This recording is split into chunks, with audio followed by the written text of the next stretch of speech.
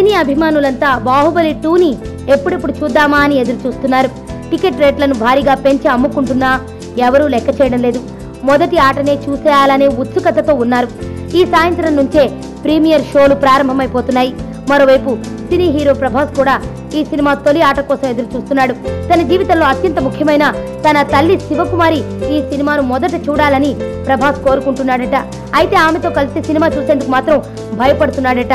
ఎందుకంటే సినిమా చూసిన తర్వాత తన తల్లి ఏం చెబుతుందనే భయంలో ప్రభాస్ ఉన్నాడట. నా పేరు ధనుష్ రిషి. అందరూ ముద్దుగా దరి దరి అని పిలుస్తుంటారు.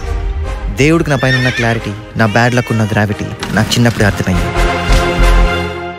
నా లైఫ్లో లక్ ఫ్యాక్టర్ రాంగ్గా ఉండొచ్చు, కానీ లవ్ ఫ్యాక్టర్ మాత్రం చాలా స్ట్రాంగ్గా ఉంది. ఒక మనిషి చేయి చూసి తన జాతకం మొత్తం చెప్పేయగలను.